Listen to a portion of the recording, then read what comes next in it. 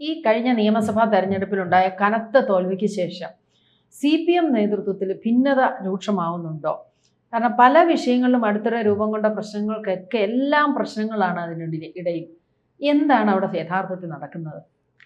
CPM അങ്ങനെ ഭിന്നതയൊന്നും പുറത്തേക്ക് വരാറില്ല. കാരണം അതൊരു കേഡർ പാർട്ടിയാണ്. അതെ, അതിനകത്ത് അങ്ങനെ ചോദ്യം ചെയ്യലോ കാര്യങ്ങളോ ഒന്നും ഉണ്ടാകത്തില്ല. അത് അതിൻ്റെ ഒരു വലിയ അച്ചടക്കമുള്ള ഒരു പാർട്ടിയാണ്. അങ്ങനെ ഒരു പാർട്ടി ഒരുപക്ഷെ രാജ്യത്ത് അപൂർവമാണ്. ഇപ്പം BJPക്ക് ഒരു കേഡർ സ്വഭാവമുണ്ട്, അത് വേറൊന്ന്. CPM ഒരു കേഡർ പാർട്ടി തന്നെ. കേരളത്തിലും അങ്ങനെ ഭിന്നതയൊന്നും അത്ര രൂക്ഷമായിട്ട് മറനീക്കി വന്നിട്ടില്ല. ഇപ്പൊ VS അച്യുതാനന്ദനും ഒക്കെ ആയിട്ട് വലിയൊരു വിഭാഗീയതയൊക്കെ ഉണ്ടായിരുന്നു. VS അച്യുതാനന്ദൻ നന്നായി പോർമുഖത്ത് നിൽക്കുകയും ചെയ്തു എന്നുള്ളതാണ്. VSന് വലിയൊരു ജനകീയ പിന്തുണയും കൂടി ഉണ്ടായിരുന്നു എന്നുള്ളതാണ് ഏറ്റവും പ്രധാനപ്പെട്ട കാര്യം. ഇപ്പോഴുള്ള പ്രശ്നമെന്ന് ചോദിച്ചാൽ CPMന് തുടർച്ചയായി 3 തവണ വൻ പരാജയം ഏറ്റുവാങ്ങി. അതായത് 2024 ലോക്സഭാ തെരഞ്ഞെടുപ്പ്, തുടർന്ന് 2025 തദ്ദേശ തെരഞ്ഞെടുപ്പ്, 2026 ഏപ്രിൽ മെയ് മാസത്തിൽ നടന്ന നിയമസഭാ തെരഞ്ഞെടുപ്പ്. അതിലൂടെ സംസ്ഥാന ഭരണവും നഷ്ടപ്പെട്ടു.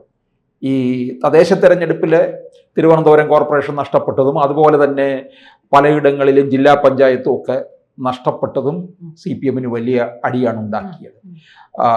24 ലോക്സഭാ തെരഞ്ഞെടുപ്പിൽ BJP അക്കൗണ്ട് തുറക്കുകയും CPMന് 1 സീറ്റ് മാത്രമാണ് ലഭിച്ചത്. നിലവിലുണ്ടായിരുന്ന ആലപ്പുഴ നഷ്ടമായിട്ട് പിന്നീട് അത് K രാധാകൃഷ്ണന്റെ ഒരു മികവ് കൊണ്ട് ആലത്തൂർ പാർലമെന്റ് മണ്ഡലം പിടിച്ചെടുക്കുകയും ചെയ്തു. അന്ന് മുതൽ പാർട്ടിയിലെ മുറുമുറുപ്പ് തുടങ്ങിയതാണ്. ഇതിൻ്റെ ഈ തോൽവിയുടെയൊക്കെ ഒരു പ്രധാന കാരണക്കാരൻ പിണറായി വിജയൻ എന്നുള്ള ആ വ്യക്തി കേന്ദ്രീകൃതമായ കാര്യത്തിലേക്ക് വന്നിരിക്കുകയാണ്. ഇതിൻ്റെ എല്ലാം കാരണക്കാരൻ പിണറായി തന്നെയാണ്. കാരണം ജനത്തിനോടുള്ള ഒരു സമീപനം, മാധ്യമപ്രവർത്തകരോടുള്ള സമീപനം എന്തിനും ഏതിനും ധിക്കാരവും ധാർഷ്ട്യവും വെച്ച് പുലർത്തുന്നു.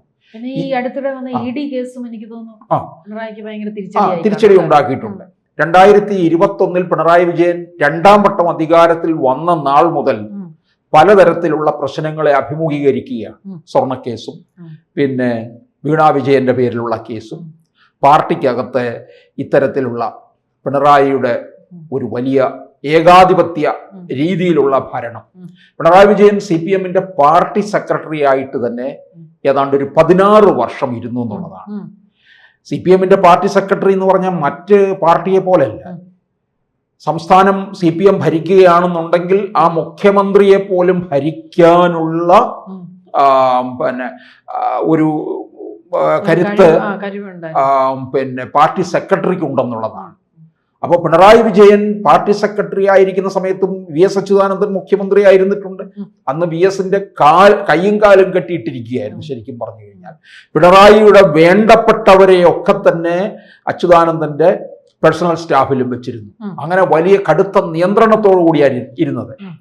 ഇപ്പോൾ 16 വർഷം പാർട്ടിയുടെ സെക്രട്ടറി, പിന്നെ അത് കഴിഞ്ഞ് 10 വർഷക്കാലം കേരളത്തിന്റെ മുഖ്യമന്ത്രിയായിരുന്ന അവസരത്തിലും പിണറായി വിജയൻ തന്നെ പാർട്ടിയെ നിയന്ത്രിച്ചു എന്നുള്ളതാണ്.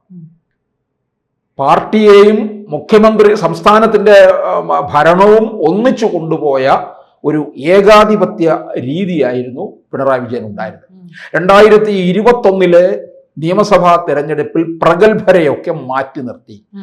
തോമസ് ഐസക്ക്, G സുധാകരന്, EP ജയരാജന്, അതുപോലെ KK ശൈലജയെ മത്സരിപ്പിച്ചുവെങ്കിലും മന്ത്രി പദവിയിലേക്ക് കൊണ്ടുവന്നില്ല. പിന്നെ മട്ടന്നൂരിൽ കൊണ്ടുപോയി നിർത്തിയെങ്കിലും അന്ന് 2021 കേരളത്തിലെ ഏറ്റവും വലിയ ഭൂരിപക്ഷം KK ശൈലജയ്ക്കായിരുന്നു. ഏതാണ്ട് 56,000-58,000 വോട്ടിന്റെ ഭൂരിപക്ഷം KK ശൈലജ നേടിയെന്നുള്ളതാണ്. അപ്പോൾ KK ശൈലജയെ മന്ത്രിയാക്കിയില്ല. സുധാകരനെ സംബന്ധിച്ചിടത്തോളം സുധാകരനും പാർട്ടിയും തമ്മിൽ വലിയ ഉരസലുണ്ടായി. സുധാകരൻ പാർട്ടി വിട്ടു. ഇപ്പൊ സുധാകരൻ UDF പിന്തുണയോടുകൂടി അമ്പലപ്പുഴയിൽ നിന്ന് വിജയിച്ചു വന്ന് പാർട്ടിക്ക് തക്ക തിരിച്ചടി കൊടുക്കുകയും ചെയ്തു. പാർട്ടിയുടെ എല്ലാ തരത്തിലുള്ള കൊള്ളരുതായ്മകളും ഒക്കെ സുധാകരൻ അങ്ങോട്ട് തുറന്നു കാട്ടി. ഇപ്പോൾ എന്ത് പറ്റി? കണ്ണൂരിൽ പല കാര്യങ്ങളിലും ഇവരെയൊക്കെ തന്നെ പിണറായി വിജയന്റെ നേതൃത്വത്തെയും MP ഗോവിന്ദനെയും ഒക്കെ തന്നെ ചോദ്യം ചെയ്യപ്പെടാൻ തുടങ്ങിയിരിക്കുകയാണ്. EP ജയരാജനും PK ശ്രീമതിയും KK ശൈലജയും ഒക്കെ തന്നെയാണ് ചോദ്യം ചെയ്യാൻ തുടങ്ങിയിരിക്കുന്നത്.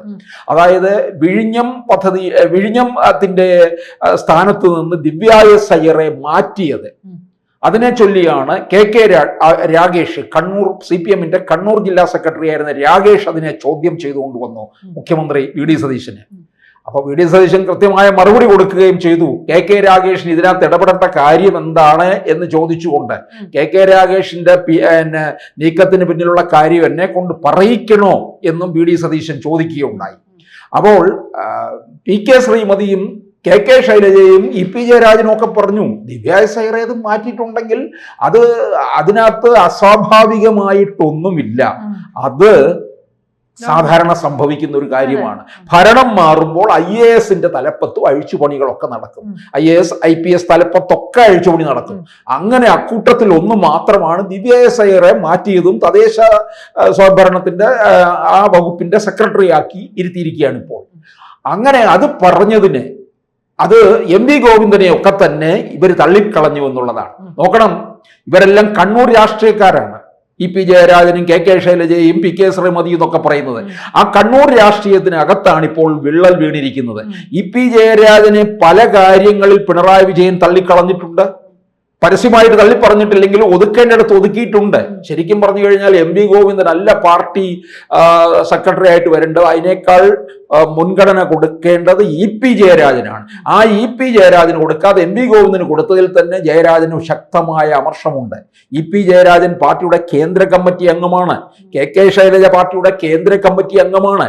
ഇവരൊക്കെയാണ് ഇപ്പം EP ജയരാജനെ പരസ്യമായിട്ടൊന്നും പിണറായി വിജയൻ ഇതുവരെ തള്ളിയിട്ടില്ല എന്നുള്ളതാണ്.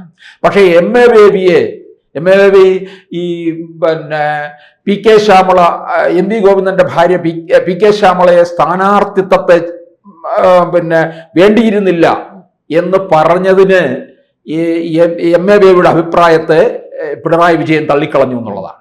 പക്ഷെ EP ജയരാജൻ പറഞ്ഞിട്ടുള്ള കാര്യത്തെ ഒന്നും തള്ളിക്കളഞ്ഞിട്ടുമില്ല. KK ശൈലജയെ പല കാര്യങ്ങളിൽ ഒതുക്കിയില്ലേ? KK ശൈലജ അവിടെ 2021 മന്ത്രിസ്ഥാനം കൊടുത്തില്ല, ഒതുക്കിയിരുത്തി. വീണ ജോർജിനാണ് ആരോഗ്യമന്ത്രി പദവിയിലേക്ക് പിന്നെ വരുന്നത്. പിന്നീട് KK ശൈലജയെ കൊണ്ടുവന്ന് വടകരയിൽ മത്സരിപ്പിക്കുന്നു. പാർലമെന്റ് തെരഞ്ഞെടുപ്പില് ഷാഫി പറമ്പിലിലൂടെ പരാജയപ്പെട്ടു. ഏതാണ്ട് 1,36,000 വോട്ടിന്റെ ഭൂരിപക്ഷമാണ് ഷാഫി പറമ്പിലിന് കിട്ടിയത്. അങ്ങനെ ദയനീയമായ പരാജയം.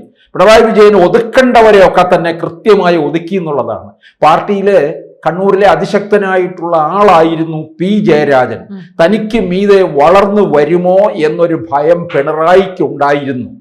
ഇതുപോലെ തന്നെയാണ് ഈ KK ശൈലജയും തനിക്ക് മുകളിലേക്ക് വരുമോ എന്നുള്ളത് കൊണ്ടാണ് പിണറായി വിജയൻ കരുതലോടുകൂടി ഒതുക്കിയത്. ഇപ്പോൾ പിണറായി വിജയന്റെ നേതൃത്വത്തെ പ്രതിപക്ഷ നേതൃസ്ഥാനം മാറുക, അതുപോലെ തന്നെ MP ഗോവിന്ദൻ പാർട്ടി സെക്രട്ടറി സ്ഥാനം മാറുക, ഇങ്ങനെയുള്ള അതിശക്തമായ ആവശ്യങ്ങൾ പല ഭാഗത്തു നിന്ന് ഉയർന്നിട്ടുണ്ട്. CPM യുവജന സംഘടനയായ DYFIയുടെ പല ജില്ലകളിൽ നിന്ന് ഈ ആവശ്യം ഉയർന്നിട്ടുണ്ട്. അതുപോലെ തന്നെ ജില്ലാ കമ്മിറ്റികളിലും ഒക്കെ തന്നെ ഈ ആവശ്യം ഉയർന്നിട്ടുണ്ട്. പ്രത്യേകിച്ച് കണ്ണൂർ രാഷ്ട്രീയത്തിലും വലിയ വിള്ളൽ ഉണ്ടായിരിക്കുകയാണ്. എന്തായാലും മുൻകാലങ്ങളിൽ ഒന്നും ഉണ്ടാകാത്ത തരത്തിൽ CPM-നകത്ത് പല കാര്യങ്ങളും നീറിപ്പുകയുന്നുണ്ട്. അതെപ്പോൾ വേണമെങ്കിലും പൊട്ടി വലിയ ഒരു വിപത്തിലേക്ക് മാറാനുള്ള സാധ്യതയുമാണ് കാണുന്നത്. കൂടുതൽ വാർത്തകളും വിശേഷങ്ങളും നിങ്ങളിലേക്ക് എത്താൻ ABC മലയാളം സബ്സ്ക്രൈബ് ചെയ്യുക, ബെൽ ബട്ടണും അമർത്തുക.